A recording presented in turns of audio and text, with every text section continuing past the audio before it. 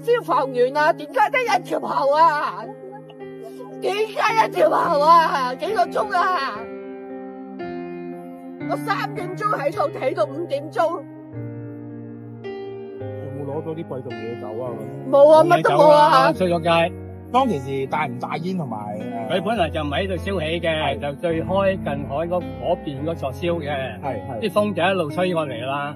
有問題就話我點解咧？你唔可以一早係喺每座都你淋水，你有咁多架車嚟咗，你啲車好多啊！咁多架車唔係一條喉㗎，係嘛？真係得一條喉，你而家一路燒成咁啊，越嚟燒越嚟你燒埋人哋屋入邊啊嘛已經。你哋係低層，我哋中層。中間擔唔擔心啲財物損失啊？咁啊實有㗎啦！你今日起碼唔可以喺度瞓啦，冇水冇電。點安置我哋啊？啊咁多座真係。我覺得消防係做嘢做，真係太恐怖啦！唔明啊，真係唔明啊！大家好，我是大王，我是小汪。在11月26日的下午，香港大埔區鴻福苑發生了一場震驚全港的5星大火。這場災難已經造成了36人的遇難，279人失聯，29人受傷，其中7人危殆。一名入職9年的37歲消防員何偉豪在救援中殉職。這些數字觸目驚心吶！期盼那279位失聯的人，更多的人能夠躲在類似於浴缸一樣的地方，能活下來。這是香港自1996年嘉利大廈火災以來29年間死亡人數最多的火災事故啊，也是香港回歸以來第2宗5星火警，更是香港首次發生在居屋屋苑的5級火警。今天我們就來詳細分析這場火災的全過程。火勢迅速蔓延的原因，以及這場悲劇背後深層次的一些安全隱患。先讓我們回顧一下這場大火的完整時間線哈。11月26日下午2點51分，香港消防處接報說，大埔鴻福苑鴻昌閣發生火警。嗰啲工程人員做乜㗎？工地嗰啲成棟大廈冇警鐘，搞錯咋？哎呀！火咯！起火點位於這棟32層的高住宅大樓外牆第10層的竹製棚架。鴻福苑呢是一個建於1983年的居屋屋苑，樓齡已經有42年了，共有8座大廈，1984個單位。2021年的人口普查顯示，大概有4643人居住。火災發生的時候，整個屋苑正在進行大規模的外牆維修工程，8座大廈全部被這種竹製的腳手架和綠色的這種防護網圍繞。消防人員在接報之後5分鐘之內就已經抵達現場進行評估哈，但到達的時候，外圍的這個棚架已經起火了，火勢正向單位的內部和其他的相鄰樓宇進行蔓延。當天香港的天氣非常乾燥，大埔下午的相對濕度只有40%到50%。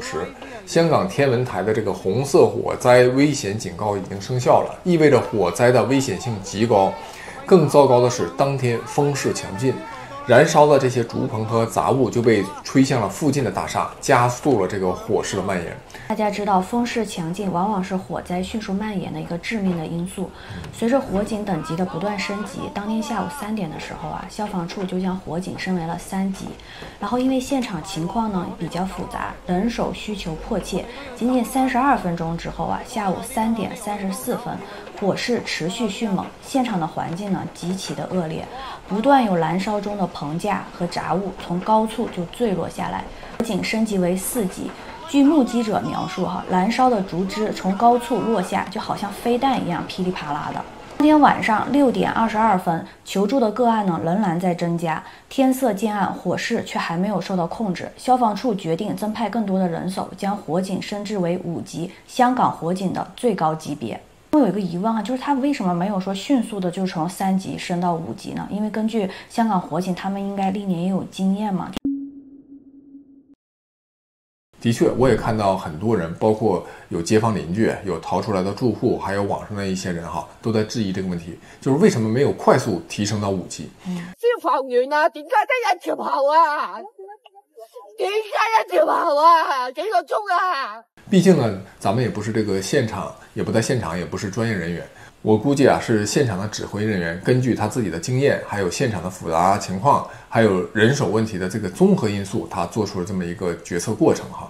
你想，如果一下升級到5級，其他地方如果萬一出了火警怎麼辦？如果指標還沒有達到5級的標準，但他把其他的地方的消防人員和消防車都調到這個地方來，導致其他地區的那些火災沒有得到及時的控制，那也是一個重大的責任事故哈。所以說他這個決策肯定是有一個過程和依據的。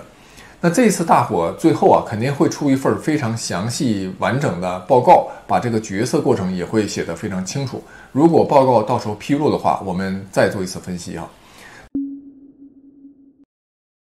那從起火到升為5級啊，一共其實是用了大概4個小時左右。火舌呢就借着這個強風，沿着這個竹制的脚手架和尼龍防護網，形成了一個垂直的火道，非常恐怖。10分鐘內啊，這個火苗就蹿到了31層的頂樓。鸿福苑的8座大廈中，只有7座全面燃燒，還有1座還沒有受到波及，這座是比較幸運的。那火勢呢，從這個鴻昌閣蔓延到鴻泰閣、鴻新閣，還有叫鴻仁閣、鴻道閣等多座樓宇，大量的單位啊就被火焰給吞噬了，部分單位已經被燒得通頂了哈。有些飛机乘客在空中啊還拍了一些影片，在半空中都能清晰的看到大部方向冒出那些濃煙，奎永和荃灣的居民都能聞到那個燃燒的焦味哈。可以說這次火勢是非常的慘烈。救援規模也是空前，消防處最後總共出動了128輛消防車、57輛救護車，總計767名消防和救護人員參與了救援，也有一個數字說是888名啊。那警方是出動了400名的醫務人員，包括冲锋队、大部的警区、新界北交通部以及机动部队，協助疏散這個鸿福苑8座樓宇以及廣福村的一些居民，就周邊的居民，並且負責外圍的封鎖工作。消防處共動用了8條消防喉、7支鋼梯進行涉水灌注。對那座幸運的沒有被波及的那個大廈哈，消防員就進入了內部，在天台開了這個消防喉做一些防護哈。但這個救援可以說是面臨的困難是非常大的，現場溫度啊，據說高達550攝氏度，這就導致消防員後來在進入大廈滅火的時候，他遇到這麼高的溫度，就沒有到達一些樓層，而且這些42年樓齡的建築，他們的消防栓的水壓是不足的。有居民拍攝到的視頻顯示，說那個初期滅火的時候，水柱啊就很細，這個高溫還引發了外面這個竹架、腳手架爆裂墜落到地面，封鎖了地面的一個救援通道，一些雲梯的這個作業也受到了一些影響和受阻哈。濃煙就直接灌入到樓梯間，大家知道大火的時候，濃煙是最致命的哈。很多人其實不是被燒死的，是被燻死的。這樓道裡還有一些雜物堆積，阻塞了逃生的通道。也導致消防員也沒有辦法進入部分的求助單元，只能通過電話指導居民堵門縫來等待救援。截止到27日凌晨1點，特首就宣布，這場大火已經造成36人死亡，279人失聯，29人在醫院留醫，其中7人危殆。消防員何偉豪的殉職也是令人非常痛心。這位37歲的消防員入職9年，他平時驻守在沙田消防局，他是在地面救援期間失联的。半個小時之後被發現倒臥在鴻福苑的平台，面部燒傷，被送到了威爾斯親王醫院搶救，在下午5點45分證實不治身亡。另外還有2名消防員受傷，一個是左腳受傷，一個是熱衰竭，分別送到醫院進行了治療哈。到了27日的凌晨，消防处的處長杨安建表示，鴻福苑7座大廈起火，3座火勢已經初步受控，4座有零星火種，消防不斷向上推進，已經到了17、18樓，現場一共有近800名消防員，消防員正在一層一层的滅火，完成一層就往上推进一層啊，就這麼一個過程。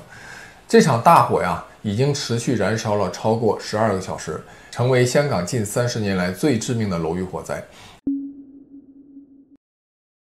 那麼香港上一次如此嚴重的火災是什麼時候呢？是在1996年的11月20號，香港九龍佐敦嘉利大廈發生了5級火警，燒了大概21個小時才救滅，最後造成了41人的死亡和80人的受傷，是香港歷史上最嚴重的高樓大廈火災。那場大廈同樣與這個維修工程有關，大廈當時正在進行電梯的更換工程，電梯槽內搭有竹棚，焊接作業產生的火屑引燃了木板雜物，火勢啊就沿着竹棚向上蔓延，電梯槽最後形成了一種煙囪效應，高熱的氣體迅速就燒穿了尾板，在高層造成那種回燃。一名叫做廖志宏的消防队員在5楼火场搜索失踪者的时候，就掉入了这個電梯槽殉職了。那場悲劇之後，香港政府重新修訂了消防條例，強制要求新落成的一定高度的樓宇必須設有避火層。可惜啊，這個鴻福苑的這些建築因為已經是比較老的樓，他們應該是沒有防火層哈，避火層。如今29年過去了，鴻福苑大火的傷亡人數目前看好像是少於嘉利大廈的這個大火，但是啊，因為有279位失聯人員，隨着後面搜救工作的進一步開展，估計會有更多的遇難者被發現。估計鴻福苑大火最終的傷亡人數應該遠超嘉利大廈，非常令人痛心。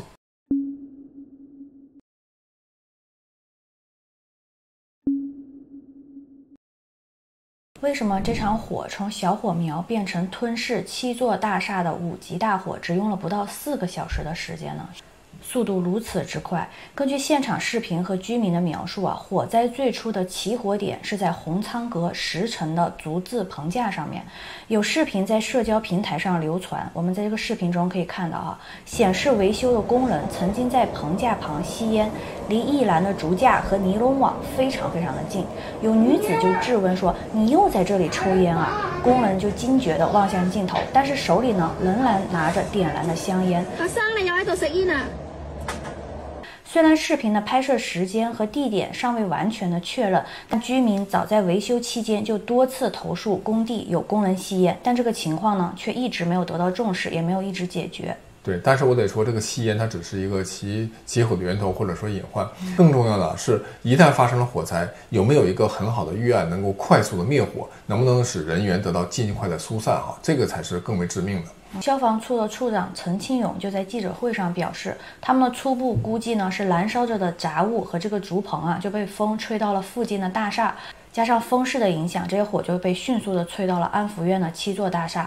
綜合來看，這場大火就是多重因素疊加造成的致命風暴。首先就是這個竹制腳手架和這個尼龍防護網的易燃性。香港現在仍然大量使用竹制的腳手架進行建築維修哈，這是香港建築業的一個傳統做法。為啥呢？因為個竹子啊重量輕、韌性好、成本低，易於搭建和運輸啊，在狹窄的這個香港街道和高密度的環境中還有一些優勢啊。但竹子的缺點也非常明顯呢，你看它易燃易腐蝕，對吧？更致命的是，包裹在腳手架牆外的那個防護網。根據香港工業傷亡權益會總幹事蕭倩文的說法，說按照法律，這個棚架網需要具備那個阻燃性，這也是一個常識啊。我在網上查了一下，就那種合規的阻燃棚網的價格也不低呀，一幅1.5米乘以15米的這種面積，這個價格就超過了110港元。而那種沒有阻燃網的價格肯定會低很多。測試標準呢，就是點燃棚網4秒，然後在3秒內觀察火勢有沒有蔓延。那這次棚網的材料到底是怎樣的，也需要在後續的報告中給予一個詳細的分析。保安局局長鄧炳強在記者會上就透露說，這個消防員滅火的時候就發現，大廈外牆的這個保護網、防火布和塑膠布蔓延的速度比合規的物料遠遠更猛烈，蔓延更快。他形容這種情況是不尋常。受咗火之後，嗰個蔓延程度呢，係比一啲合規格嘅一啲嘅物料呢，係遠遠為係猛烈同埋蔓延得快嘅。我哋覺得呢個係唔尋常嘅。另外，我哋亦都喺冇波及嘅嗰個屋苑入邊嘅一個大廈入邊呢，發現嗰啲嘅玻璃窗呢，係貼上咗一啲嘅係發泡膠板。呢啲發泡膠板呢，當預熱嘅時間呢，係好容易係蔓延嘅。咁我亦都覺得呢個係唔尋常嘅。此外，這個有的大廈外牆一些窗的通風位置貼有一些發泡膠板，這個發泡膠板遇熱的時候就非常容易蔓延成火災哈，也非常不幸，進一步加劇了這個火勢的蔓延。對，所以這個鄧炳強表示啊，會向刑事方面調查，這都怎麼回事啊？尼龍防風網的這個燃點啊，只有180攝氏度啊，一旦着火就會形成一個垂直的火道。這個竹架和牆體間的間隙啊，僅有0.5米左右。那火勢借助這個狹窄空間迅速向上擴散，就形成了一種強烈的煙囪效應。目擊者就說啊，火從這個低層燒到頂層，他認為只用幾十秒，整副棚架就陷入了火海。不過這幾十秒我覺得可能有點誇張了，可能在現場他比較緊張嘛，幾分鐘是有可能的哈。第二啊，就是这個初期滅火不及時，有居民呢在社交平台發布了一些視頻，就質問：為什麼沒有火警鈴啊？工程人員在幹什麼？